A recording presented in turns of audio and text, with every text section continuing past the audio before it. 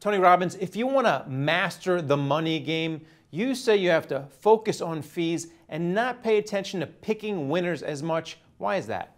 Well, it's not pick winners. It's just if you were going to invest your money for the average person, not of traders, not people that we're dealing with, the average person's putting their money in their home and in their 401k. And in their 401k, they're getting choices that we both know. They're not just actively managed, they're filled with fees. It's pay to play. So 1% of fees for those people accumulated over time is 10 years of income. So if you look at what it really costs, the average fee structure is 3.1%. So, simplistic example, an average person, 35, has $100,000, they put it in market, they get an 8% return. That, 1% fees, that 100 grand is now 761 at retirement. 3% fees, that 100 grand is now 432. It's 76% less money. And worse than that, they're going to run out of money 21 years earlier, 74 versus 95. So for the average person, they know, they're hearing Warren Buffett say, you're not going to beat the index. 96% of mutual funds do not meet the index over any 10-year period of time. Certainly up and down in years they do. If that's really true, they got to do something that's easy for them, and they got to make sure they're not giving away the store. But the average person is too busy to find the hidden fees in their 401k plans. So how can they do it? It's worse than too busy. For 30 years, the industry has not even had to tell you what they were charging you. 3 years ago, the law changed. Now you get a 35 to 50-page disclosure document that somebody who's sophisticated can't read. We've created a site called showmethefees.com, or you can go to America's Best 401k. And you can go in and type in the numbers, and in 30 seconds, you get the initial numbers that'll show you where you are in general. And then you give 2 other pieces of information that we find out from you.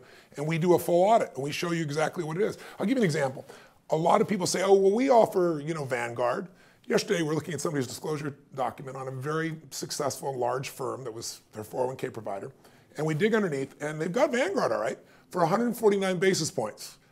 Ours is 0.05 basis points. So do you want a Honda Accord? It's 30 times more money. Do you want a Honda Accord for $900,000, or do you want the same car for $30,000? So people go to showmethefees.com, see where it is, and make the change right away. You've been talking about index funds. There's a lot of different index funds out there now with the rise of ETFs. You can get small cap, large cap, growth, value, smart beta. So how do you simplify that part of the equation?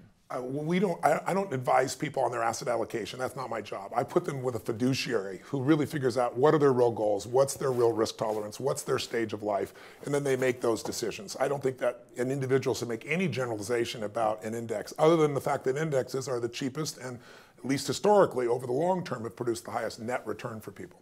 And in your book, Money, Master the Game, you talk about index funds, but you also talk to some very well-heeled hedge fund managers and managers of college endowments. So where does active management play in someone's 401k? Does it play a role? It can. It depends on the person's goals, how much money they have. But when you interview Warren Buffett, David Swensen from Yale, who took him from 1 to 24 billion, somebody like Ray Dalio, somebody like They Paul charge Tudor a lot, Jones, those guys. Carl Icahn, they all charge a fortune. But most people don't have access to them.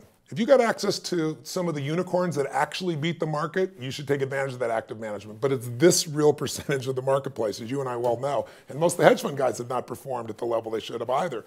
So I'd say to people, if you got access, wonderful. If not, you're going to have a fiduciary that helps you put together a nice diversification of those assets, but doing the assets that have the greatest performance over time with the least amount of fees. Watch those fees. Thanks, Tony Robbins. Thanks for your time. And thank you for watching The Street.